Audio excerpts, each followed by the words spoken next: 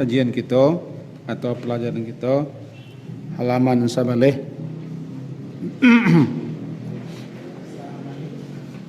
alinea di bawah sekali wa sunanuha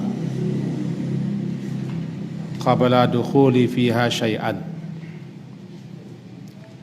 baris keempat dari bawah.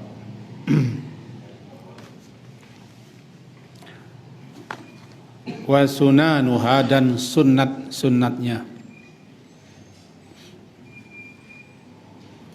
itu nya salat fardu. Sunatnya nya itu ha itu kembali kepada salat fardu. Berarti maknanya sunat dalam melaksanakan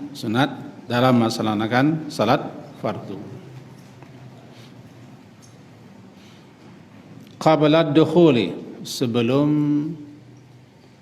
ad-dukhul masuk, fiha kepadanya atau ke dalam pelaksanaan salat fardu.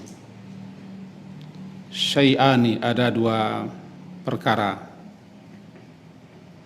Yang pertama al-adzanu wal iqamah,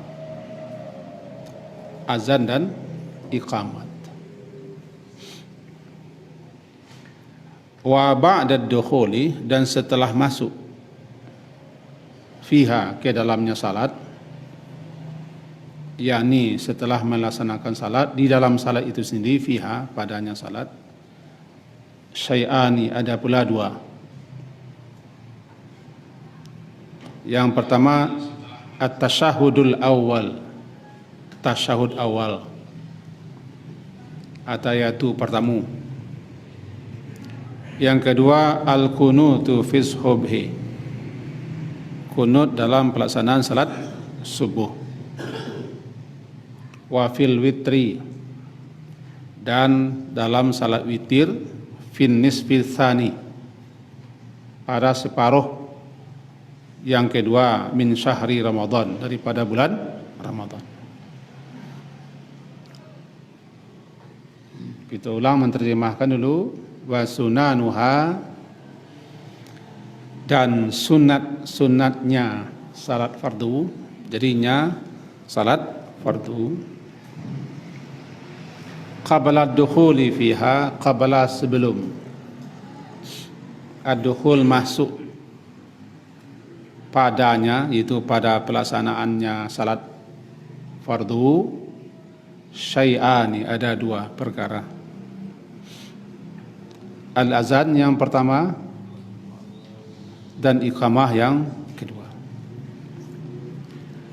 Wa ba'da dukhul, dan setelah masuk,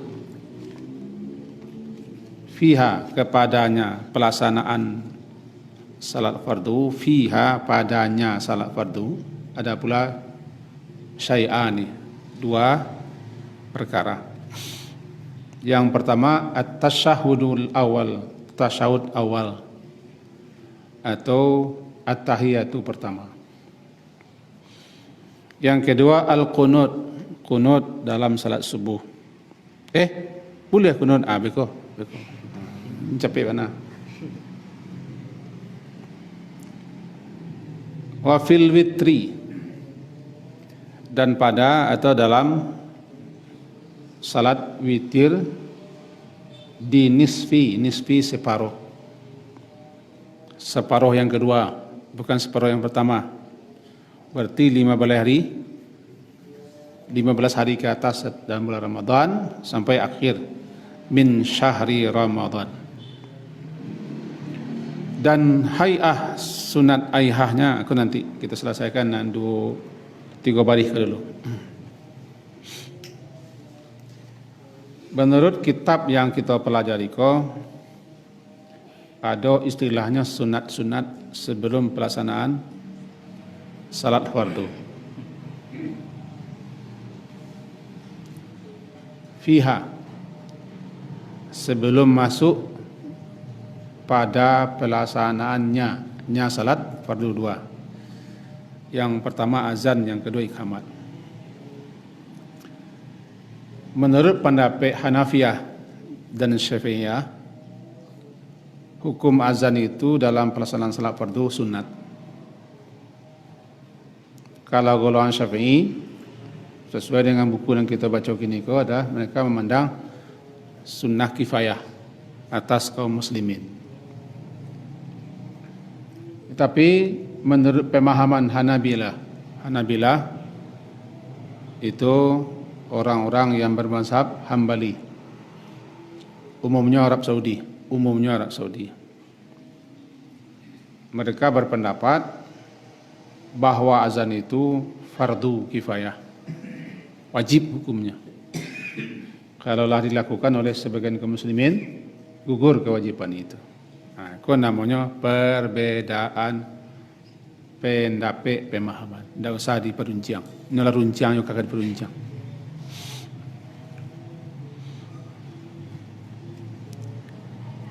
Jadi kita turian buku kau, sebab kita mempelajari buku orang, kita turian. Pendapat Anabalinya kita baca bukunya, pendapat orangnya tu, buku orangnya tu. Nah, tak buku orang sedalahnya. Ada dua hal, syai'ani, dua perkara. Pertama azan. Apa itu azan? Azan secara bahasa pengumuman, ya'lam, pengumuman, pemberitahuan. Di azan bila diterjemahkan ke dalam bahasa awak artinya pengumuman, pemberitahuan. Menurut istilah syar'i, antara lain ulama memberikan istilah yaitu al-i'lamu, pemberitahuan atau pengumuman, bidukhuli waktu salat, masuknya waktu salat, bi alfazin makhsusah, dengan lafaz-lafaz, kalimat-kalimat yang telah ditetapkan, yang telah ditentukan, tidak boleh tambah, tidak boleh kurang, dan tidak boleh diganti dan dipesong atau ditukar. Bi alfazin makhsusatin. Nah, al-i'lam bidukhuli waktu salat, pemberitahuan, pengumuman, dukhul masuk, bidukhuli, dengan masuknya waktu salat, bi alfazin, dengan mengumandangkan lafaz-lafaz, dengan lafaz-lafaz, dia mengumandangkan dengan lafaz-lafaz makhsusah yang telah ditetapkan, ditentukan. Termasuk aku tidak boleh menambah sayyidina kerana lafaznya tidak dipakai itu. Itu makanya orang kampung-kampung awak tidak membaca sayyidina ketika membaca Muhammad dalam azan. Tapi ketika salawat dibaca. Bangku dibaca, tanyalah ke orang yang membacanya. Kalau pakai sayyidina, because azan tu tambahan. Asyhadu anna sayyidana Muhammad Rasulullah. Asyhadu anna Muhammad sayyidina, apa? Kita baliklah. Sebab lafaznya lah ditambah. Tidak boleh diganti. Allahu Akbar menjadi Allahu A'zam, Allah A'azzu, Allah A'la, atau Allah Kabir, tidak boleh. Akbar. Lafaznya begitu, dari sononya begitu. Namanya bi alfazin mahsusah. Lafaz-lafaz nalah ditetapkan, ditentukan. Itu azan. Azan. Nah, dalam beberapa hadis ya memang dijalih adalah azan. Bahwa perintah Nabi SAW kepada sahabat-sahabat, idza hadaratis salat, apabila salatlah masuk, waktu salat tiba, ya fal yu'azzin, maka hendaklah azan. Azan untuk kalian, ahadukum, salah seorang daripada kalian atau kamu, wal ya umma akbarukum, dan hendaklah menjadi imam yang paling besar. yang paling tua. Dan sekian banyak nanti dalil-dalil yang pakai untuk jadikan dasar adanya azan. Balik-balik ke hukum.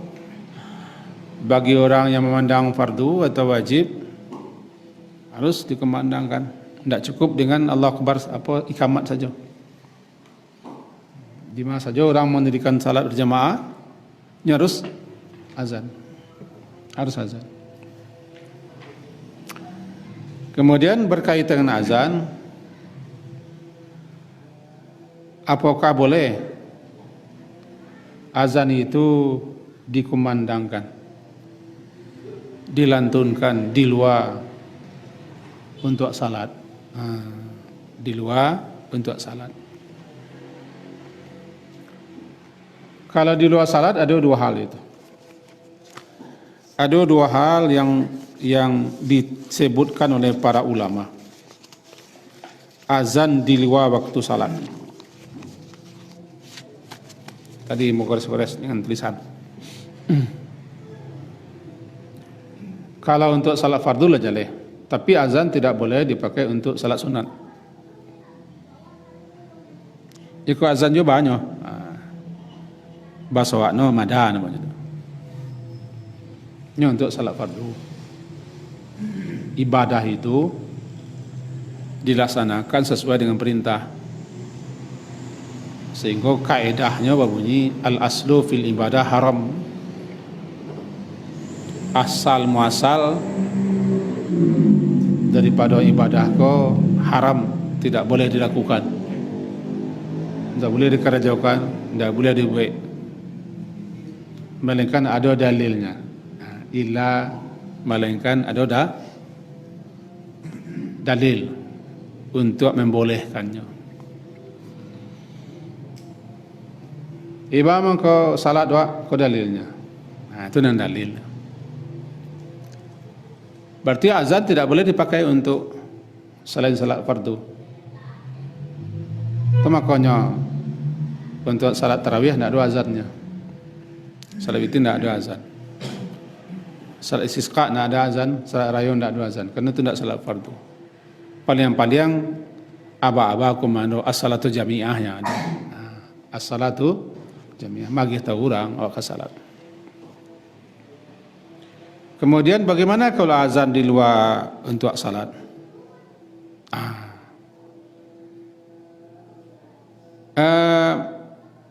Ada yang memahami azan-azan itu juga masih disukai dan disunahkan, dikumandangkan tidak pada waktu salat.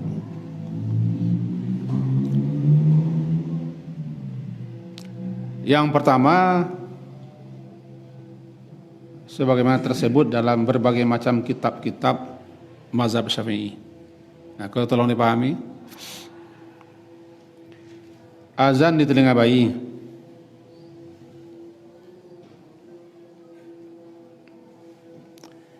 kemudian azan di telinga azan ketika tersesat di tengah malam gulita, atau ketika diganggu oleh makhluk halus, hantu, azan lah, nyolari itu. Aku ada dasarnya kan? Walaupun masih diperselisihkan tentang kesahihan hadisnya.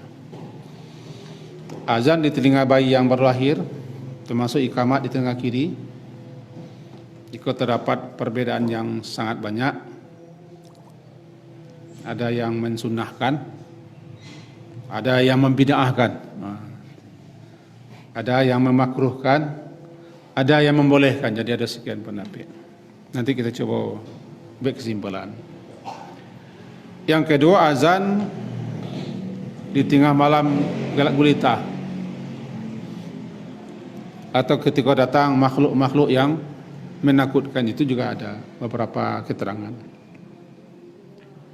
Kemudian di luar itu ada 10 azan. 10 azan. Pertama, azan di telinga orang yang sedang timpa kemalangan, kesedihan, kesusahan. Tuh. Azan malapeh orang pai, musafir. Itu itu mau kau payaji orang ada nazar. Malapai orang berangkat ke Mekah, orang-orang yang bermazhabkan Syafi'i, mereka azan. Boleh tu, boleh nak boleh kalau kita baca tu. Tak memboleh aku berarti kita tahu tu. Azan ketika kebakaran. Karena kebakaran tu apinya makin berkobar, ditiup oleh setan. Maka dengan azan setan lari. Itu alasan.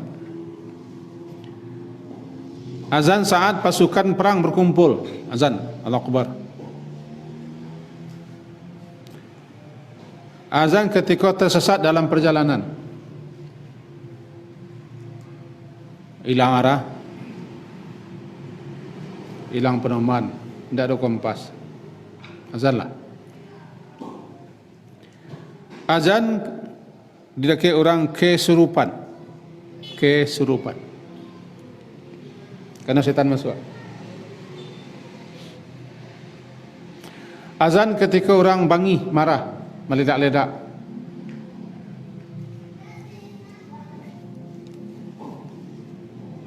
Sampai bangkak katanya. Bahkan keluar jika urek azan. Sebab itulah setan. Ini prinsipnya setan semuanya. Azan kepada orang-orang yang berakhlak sangat buruk, akhlak sangat tercela.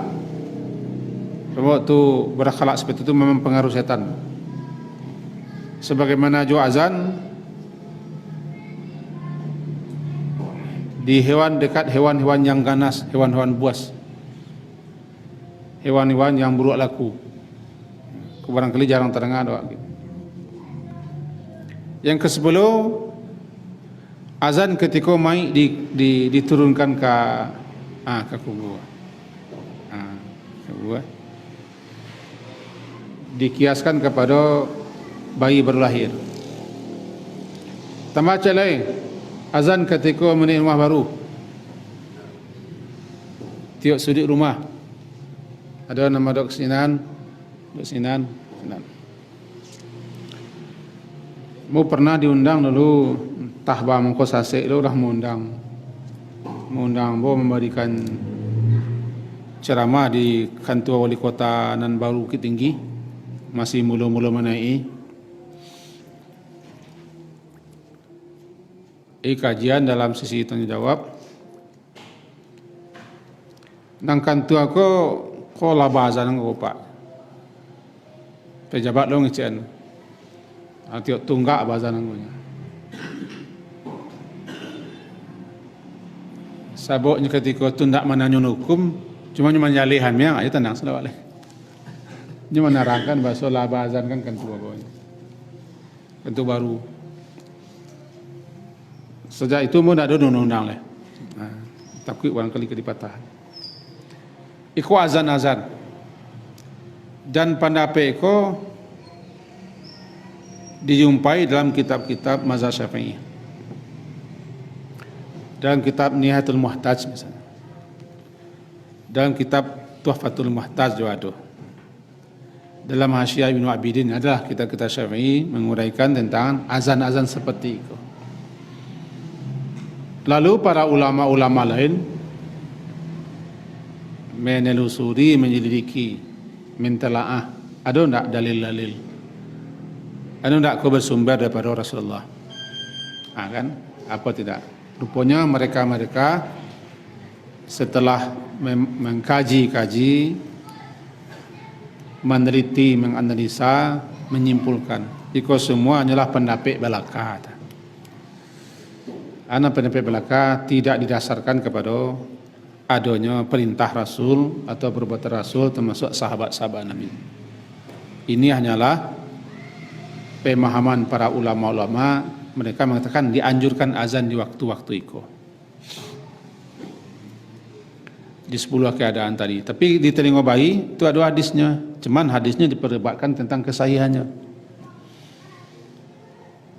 Di malam menakutkan ketika mencelik makhluk-makhluk aneh makhluk halus memang juga ada dalil-dalilnya, cuma masih dipersisihkan tentang kesayangan hadisnya.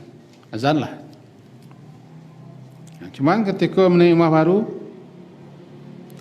memasukkan mayat ke kubur, malapai orang ke Makkah, malapai orang berangkit atau ke Makkah ketika kebakaran, ketika kesurupan, ketika sedih, termasuk azan ketika anjing atau binatang sangat buas, laku, dan seterusnya. Itu adalah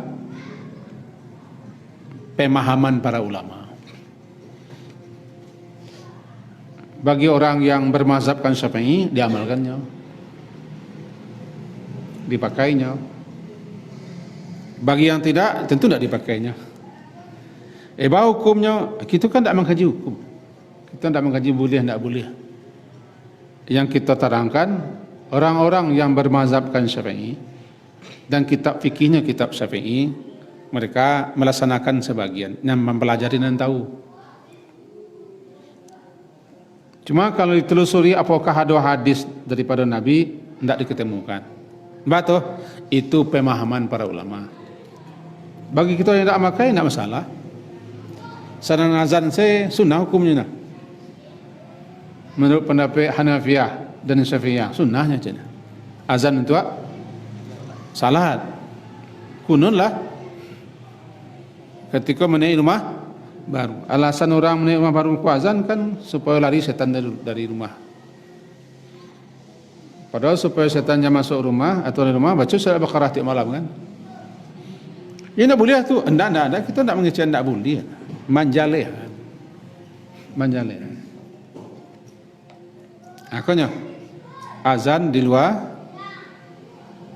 untuk salat fardu. Jadi intinya azan itu pada asalnya, asal mula riwayatnya, azan itu disyariatkan untuk memberitahu orang bahawa waktu salat fardu sudah masuk. Ketika lah setahun di Madinah, orang-orang berkumpul, sahabat-sahabat bermusyawarah. Apa yang dimusyawarahkan? Bagaimana caranya memberitahu orang waktu salat masuk, sekaligus memanggil mengimbau untuk salat berjamaah. Itu di satu malam, dan Rasulullah SAW ikut hadir di situ. Ikut hadir Rasulullah di situ. Ada yang mengusulkan de para sahabat, kalau sebagiannya ada yang beriahlah, berdagang, berniaga ke berbagai macam pelosok. Pengalaman-pengalaman itu dibawa. Ada yang mengusulkan pakai trompet, karenanya mencari orang-orang Yahudi pakai buk, pakai trompet ketika kamu kumpul. Ada yang mengusulkan pakai jaras, lonceng, karena ada yang melihat orang-orang Nasrani ketika akan berkumpul atau ada hal untuk beribadah bunyi lonceng. Pakai lonceng lah. Ada lo sahabat-sahabat yang barangkali dia jauh pengimbaraan mereka mahkamah, dibawa lo cerita pakai api unggun lah. Karenanya mencari orang-orang Majusi ketika hari-hari ibadah mereka menghidupkan api lalu membumbung asok katanya. Bahkan ada yang mengecekkan pakai bendera lah, kalau lah apa masuk ke tu tagam bendera kan. Dan usul-usul lain. Merasa kalau hadir ketika itu cenderung mata barangkali diusulkan tabuh mungkin. Ada orang Minang itu hadir itu untuk perpatian sebatang atau untuk temangguan. Mau usul tabuah lah, sebab di kami tabuah gunanya untuk magiah tahu orang untuk berkumpul atau royong, untuk berkumpul ada pengumuman atau tabuah larangan namanya. Usul itu asal. Jadi para sahabat itu berkumpul-kumpul dulu mencari solusi, menerima usul-usul, bacaro memberitahu ke orang kaum muslimin waktu lah masuk sekaligus memanggil. Maka malam hari itu kan disepakati lonceng lah, lonceng, jaras lonceng. Dan Rasulullah SAW ketika itu ada rasa enggan barik untuk menerima pendapat pakai lonceng. Cuman itulah Asia keputusan bersama boleh hormati. Sementara perintah azan belum turun. Di malam hari itu peserta rapi ada yang memimpi, mimpi. Namanya ru'yah salihah, mimpi yang benar. Bermimpi bahwa dalam mimpinya itu bertemu orang membawa lonceng, lonceng. Ya sahibal jaras, kau jual lonceng tu. Orang yang punya lonceng, nak bawa lonceng, kau jual nak lonceng. Itu Pak Gubernur di kami untuk apa? Untuk bagi tahu ke orang-orang waso, waktulah masuk ke lonceng. Nah itu mimpinya. Kecik nan tukang bawa lonceng dalam mimpi tadi, le mau wajan kalimat yang kali baca. Ketika waktulah masuk sekali membawa orang nak lonceng kau dah. Amuah saja. Ada ajan lah Allah Akbar, Allah Akbar. Sampailah. Kemudian beko kalau lah ke salat, mundur orang terus kita lah ke salat beko ke baca. Ulang balik azan tapi diringkas. Kamat. Nan mimpi tadi subuh buta. Pai menemui Rasulullah SAW. Magi tahu, amu tadi malam memimpi, selaku mimpi. Kata beliau, iko petunjuk, iko mimpi yang benar, mimpi yang benar. Dan itu dah pagi-pagi kerja, engkau pai menemui Bilal. Bilal bin Rabah, suaranya lantang dan lebih bagus daripada engkau suaranya. Panjang, lantang dan kareh. Itu pula dasarnya. Dia azan tentu cari orang suaranya kareh, tapi rancak. Sebab manusia aku fitrahnya suka kena rancak. Mana ketujuh suara burung gagak dengan suara burung murai, mana tujuh? Kan ahlu sunnah tak?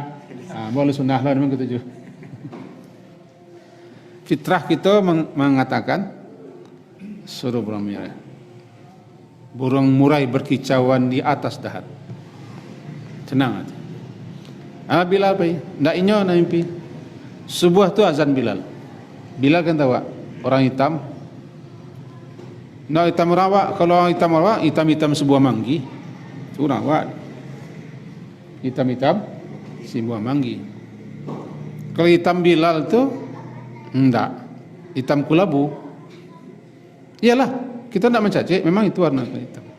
Orang Afrika, nyebudak. Yang dimerdekakan oleh Abu Bakar, tapi suaranya bersih. Azan. Di riwayat lain ketika Bilal azan pagi itu teranga di Umar bin Khattab. Umar bin Khattab ko sambil melo kainnya, balari danya, pasti kaki.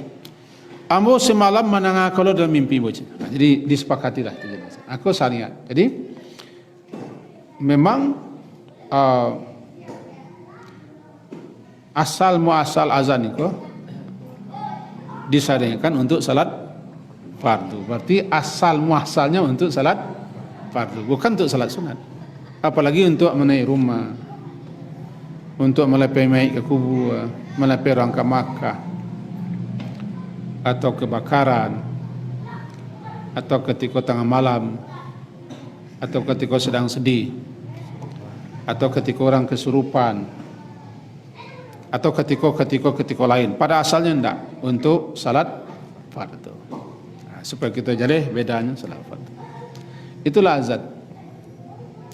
Dan azan di Madinah ketika itu di atas rumah, loteng rumah seorang perempuan janda. Sebab itu rumah yang paling tinggi di Madinah.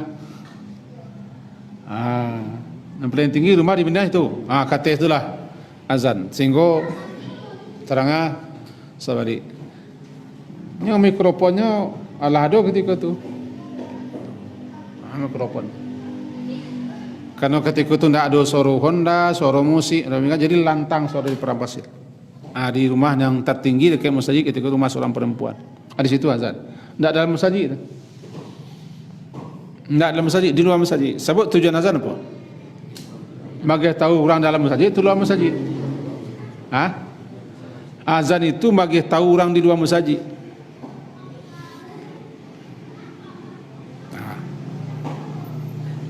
Maka suara keluar.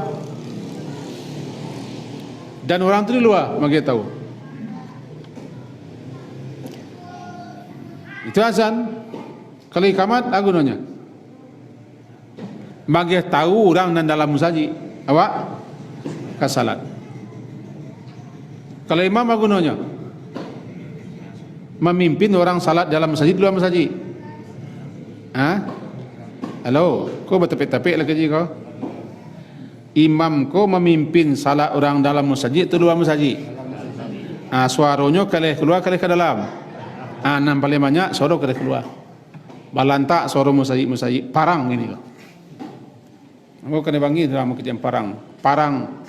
Pengurus parang kalih suaranya. Tagagulah orang imam. Itu karis tagaduh orang imam.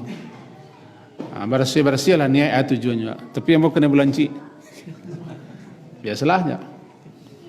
Berapa tahunnya lampau mau sulat, patangko kabarnya mau ikut tinggi sarang merapi itu lah. Tapi bahasnya. Tapi yang dulu sekitar tahun lampau mau sampai ke jamaah-jamaah. Tapi yang protes. Kan syiar sih. Kalau karehna pun nak lawan aja. Orang kalau nak boleh lawan. Cik jadi baru, cik jadi abu, itu nak boleh. Karena orang boleh lawan. Cik luku, cik berdarah. Atau nama boleh. Kau syiar ke mah? Syiar.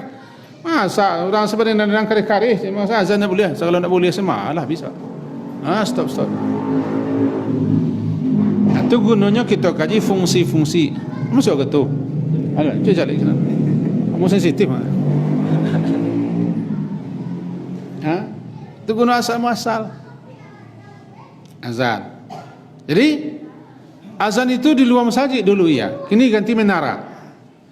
Seperti Rasulullah ada menara. Di menara itu orang azan. Gunanya tujuh untuk menyampaikan ke orang banyak. Kini gantinya mikrofon. Tidak perlu ke keluar masjid. Kalau pakai mikrofon di luar masjid, kau galak orang mikrofon. Lah sakit-sakit saya orang suruh langgar saya mengaji gitu. Sejak hari mengaji kami kitab Allah nama aku kaji Allah dulu azan di luarnya. Itulah hati-hati aku kaji.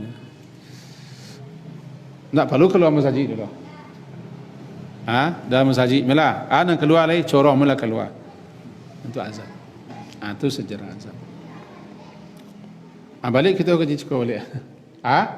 Azan ko kalau kecik beliau termasuk sunat kifayah sebelum kalau kamu melaksanakan salat fardu. Sementara Hanabilah, orang-orang yang bermazhabkan Hambali dengan sekian dalil mengecekkan wajib atau fardu kifayah. Itu saja perbedaan pendapat. Setentang azan tadi. Jadi bahan azan ditampik-tampik luar waktu salat tadi. Ini yang tadi kalau kita buat kesimpulan. Dah tengok kesimpulannya tu. Bagi orang yang setia dengan pemahaman sebagian mazhab Syafi'i, maka azanlah mereka ketika masuk mayit ke kubur. Walaupun pada dasarnya tidak ada. Karena itu dikiaskan dengan bayi lahir. Bayi lahir diazankan, maka mayit pun dibanamkan, diazankan. Itu dikiaskan. Azalahnya ketika melapai orang pai termasuk melapai pergi ke Makkah. Itu ketemu dalam kitab Az-Zana. Az-Zana itu dino azan, sebenarnya bagi tahu. Dan begitu seterusnya. Begitu seterusnya tentang azan-azan di luar untuk salat fardu. Kalau azan di telinga bayi, terjadi perbedaan pendapat. Bahkan Ibnu Qayyim agak berbeda pendapatnya gurunya Ibnu Taimiyah. Ibnu Qayyim menyatakan disunnahkan, istihbab, disukai azan di telinga bayi kanan dan telinga bayi kiri. Nanya supaya itu kalimat pertama didengarnya. Pertama didengarkan supaya nanti setan lari dan yang mengerti kau tugas pokok dalam kehidupan dunia itu beribadah kepada Allah. Itu pendapat Ibnu Qayyim.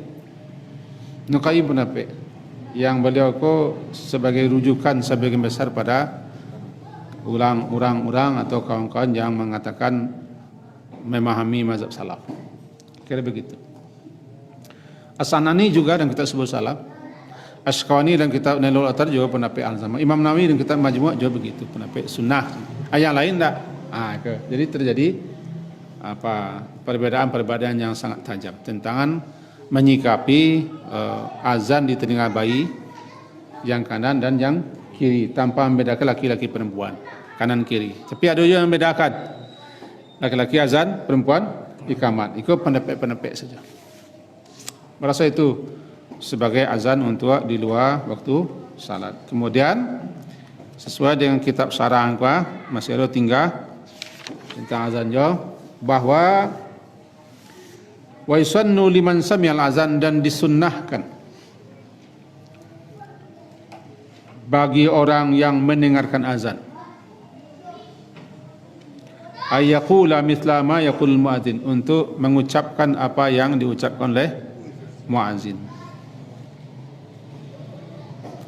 Fa idzan tahal azan shalla 'ala nabi sallallahu alaihi wasallam wa da'a lahu bima warada. Apabila selesai azan maka bersalawat atas Nabi. Bersalawat atas Nabi SAW dan berdoa. Yang pertama itu disunnahkan bagi orang yang mendengarkan azan untuk mengucapkan ucapan yang sama sebagai takkid. Kecuali nanti ketika hayya 'alatain. Hayya 'alatain adalah dua hayya. Hayya 'alas salah, hayya 'alal falah. Ketika itu bacanya la haula wala quwata illa billah. Tapi masih ada yang mengecekkan baca kedua-duanya. Hayya 'alas salah, kita baca la salah, dia la haula quwata illa billah. Hayya 'alal falah, kita baca la falah, dia la quwata illa billah. Tapi kau nak ada dalilnya. Maka yang terkuat pendapat adalah ketika muazin membaca hayya, kita menjawab la haula wala quwata illa billah. Diringkan, disunnahkan, bahkan lebih tegas menurut apa yang disampaikan oleh Imam Nawawi dalam kitab Al-Azkarnya dan dikutip oleh Syekh Said Sabiq dalam kitab Fiqh Sunnahnya. Hanya 3 orang yang tidak disyariatkan untuk menjawab azan itu. Pertama, orang yang sedang salat. Kannya salat. Kedua, orang yang sedang jima. Orang jima tidak boleh membaca kalimah-kalimah suci. Yang ketiga, orang sedang dalam WC, tidak boleh. Berarti selain itu kita disunnahkan untuk menghentikan aktivitas pekerjaan atau apapun yang kita lakukan, menghentikan, menyimak dan mengiringi azan. Tentu lebih-lebih orang yang dalam surau, dalam masjid. Dan paling banyak itu justru dalam biar karih lo tanya ketika orang dalam masjid. Orang karih azan, ini lebih karih lah mau tanya. Bang kau mau tanya? Itu tanya lagi bang kau mau tanya. Azan itu kalimat-kalimat zikir utama. Itu kalimat yang paling takuti syaitan. Yang paling takut syaitan azan. Karena isinya zikir-zikir utama. Lari syaitan dalam hadis Sahih Muslim. Lari. Ketika azan dikumandangkan dengan suara keras itu lari. Walahu durat. Tapacukan tuiknya lari. Dalam hadis Muslim. Lari sejauh-jauh sampai nak terang azan. Karena nak tahan mendengar azan. Barangkali dasar ikolah azan ketika orang marah. Karena orang marah dipengaruhi setan barangkali. Azan menaik rumah. Karena kalau ada azan lari setan di rumah. Barangkali itu alasan. Azan ketika kebakaran. Karena api berkorban itu tiupan setan. Menurut beberapa keterangan. Azanlah nak lari setan. Azan ketika orang kesurupan. Karena kesurupan itu masuk jin jin setan, lari azan. Azan ketika sedih, kerana sedih itu kadang-kadang was-was setan, azan lah. Ia alasan-alasan seperti itu tidak bisa kita tolak mentah-mentah. Nyo tidak boleh kita namanya hitam bana. Kau nak putih ya? Hitam. Jangan dua memang warna. Antara putih ke hitam tu banyak warna. Ada alasan-alasan itu barangkali bisa dipahami. Kenapa azan ketika menaik rumah baru? Azan ketika memasukkan mayit ke kubur, kebakaran. Azan ketika mencelik hantu belau, atau ketika malam menakutkan, azan. Itu tadi kan? Azan ketika orang kesurupan. Azan ketika malapai orang bepergian, agar setan jangan mengikutinya. Begitu seterusnya. Bisa jadi itu alasan-alasan ulama memasukkan boleh azan ketika itu. Cuma yang tadi boleh, yang disunnahkan atau wajib ketika salat fardu. Bahkan mazhab Syafi'i dan Hanafi berpendapat sunat hukumnya. Azan ketika salat kunun lah kalau tidak untuk salat. Kunun lah hanya untuk menaik rumah baru. Gitu. Bagaimana kalau bini baru azan lo? Oh, tidak tahu mana. Tu tanya aneh-aneh kan. Abu Tarik lah menjawabnya tu. Tidak bidang pun. Ya Baji? Alak step Baji. Azan kan? Jadi 3 orang kau tidak menanya azan. Kenapa dijawab azan itu? Tanda membenarkan.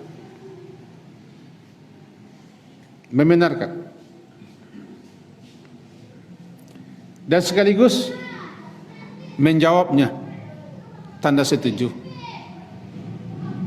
Dan orang kau dikasih ganjaran pahala. Hanya 3 orang yang tidak. Orang di WC, sedang berubah badan, dan salat tidak perlu dijawab. Kalau setan larinya, kalau wawau menggonggongnya, kalau orang tidak tahu boleh. Kalau setan mendengar azan lari lintang pungkang. Dalam hadis ke Rauha. Rauha tu sampai 40 mil dari masjid Nabi. Rauha. Kalau wawau di sekitar masjid melolongnya. Kalau orang dalam masjid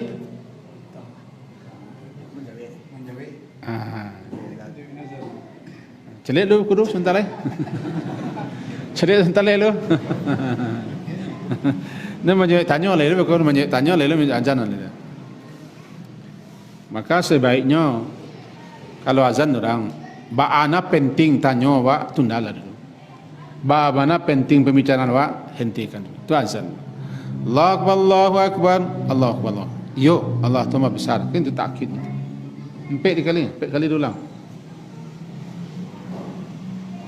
Mengulang kalimat yang sama, takkid. Menguatkan, memantapkan, meneguhkan. Takkid. Allahu Akbar, Allahu Akbar. Allahu Akbar, Allahu Akbar. Ya memang Allah tu Maha besar. Takkid. Diulang syahadat, ulang syahadat. Kecuali hayya 'alas salah. Kita jawab la haula wala quwata. Kenapa la haula wala quwata billah? Karena tidak ada daya upaya, tidak ada kesanggupan untuk beribadah kecuali izin Allah. Karena Ibnu Abbas itu la haula itu kecilnya la haula bina. Kita tidak ada daya sedikit pun. Alal amali bitta'ah, untuk melakukan suatu amalan ketaatan tanpa izin restu dan daya yang Allah berikan. Kan ada orang tak mengarai ke surau. Pergi ke mahkamah mengarainya. Kan ngarai ke apa ini mah? Salah. Manyawi azan ke surau itu ndak anciaknya. Tulang itu coba buah jadinya. Ndak mengarainya. Tapi pergi berjalan, pergi yang kembali talornya. Jadi ketika itu ndak ada dayanya untuk sembahyang, untuk menjawab azan. Ketika kita hayya 'ala salat, mari kita salat la haula wala, tidak ada daya kita kecuali Allah juga yang bagi daya. La quwata, tidak ada kekuatan kita untuk menghindari daripada maksiat kecil Allah saja. La haula kita bila. Syukur kita diberi oleh Allah kemampuan dan kemauan dan daya upaya. Orang tidak amuh orang pai. Bahkan ada yang mengecek, orang azan dua, jawab kita jawab. Orang azan dua, jawab senang. Tidak ingin lo yang mendakik jawab. Barangkali semua yang dibeli di zaman Nabi mungkin. Kemudian dalam hadis ini, idza sami'tumul muazzin, apabila kamu mendengarkan muazzin menyerukan azan, faqulu, maka ucapkanlah olehmu misla, seperti, semisal seperti ma yaqul, apa yang diucapkan oleh muazzin. Itu dasarnya. Faqulu, maka ucapkanlah seperti semisal apa yang diucapkan oleh muazzin. Summa sallu alayya, kemudian setelah azan itu bersalawatlah kamu kepadaku. Sallu alayya.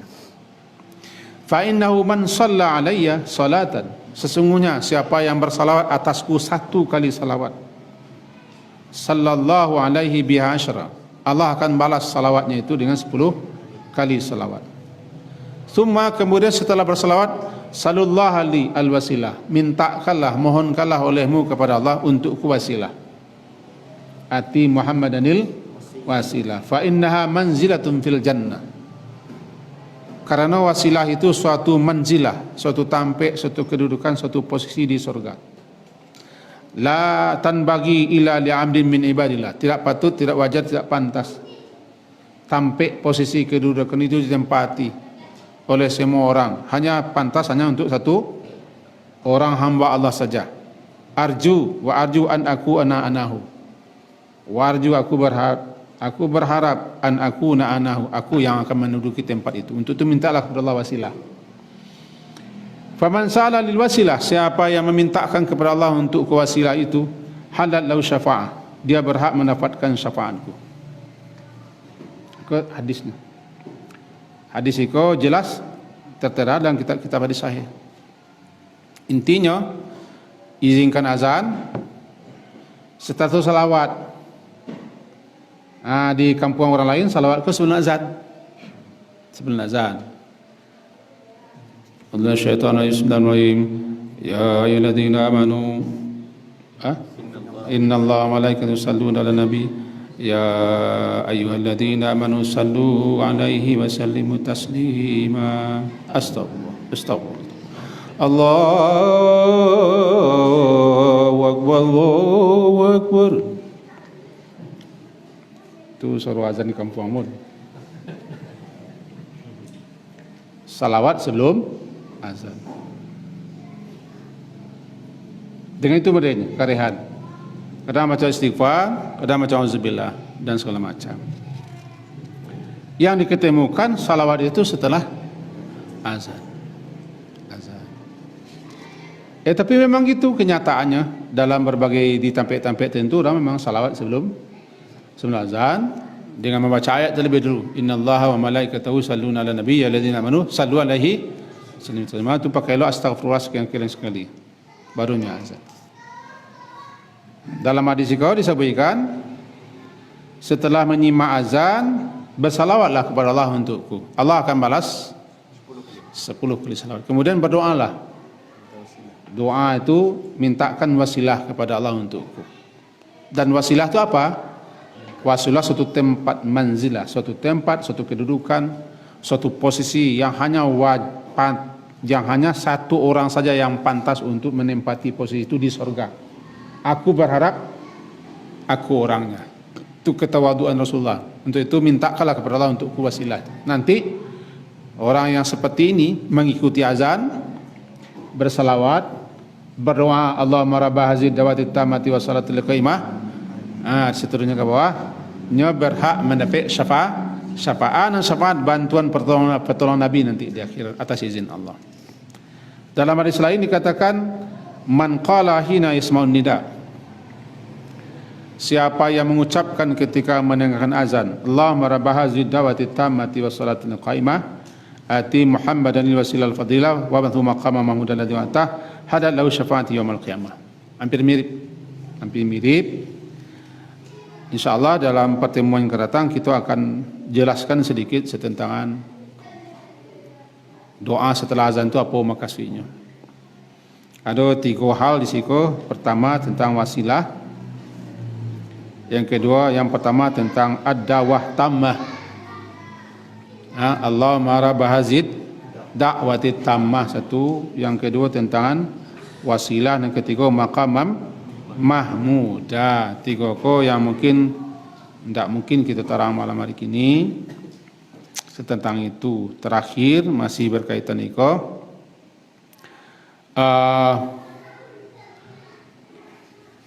tentang azan subuh. Di subuh ada tambahan setelah hayya 'alaitain, setelah hayya 'alas shalah falah, tambahan namanya taswib. As-salatu khairum min naum. As-salatu khairum min naum. Diajarkan bahwa ketika itu dibaca sadaqta wa bararta. Sadaqta wa bararta, benar engkau. Benar engkau dengan dakwah. Engkau telah menyeru kepada ketaatan, engkau benar sadaqta wa bararta, dan engkau telah berbuat baik. Baik engkau, karena memang salat itu lebih baik daripada tidur. Lebih baik tidur baru sadaqta wa bararta. Tapi kau dikritik hadisnya. Dikritik hadisnya oleh para ahli hadis, dikatakan hadis itu ada masalah. Ada masalah, termasuk ketika membaca ikamat nanti qad qamatis shalah, dijawab aqama Allah wa adamaha.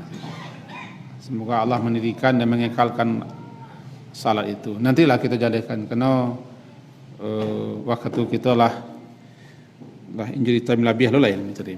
Lah masuk babak yang ketiga lo kita lah. Itu yang bisa tentang azan baru. Syukran ya Rabbi, syukran. Hadaita qalbi, syukran.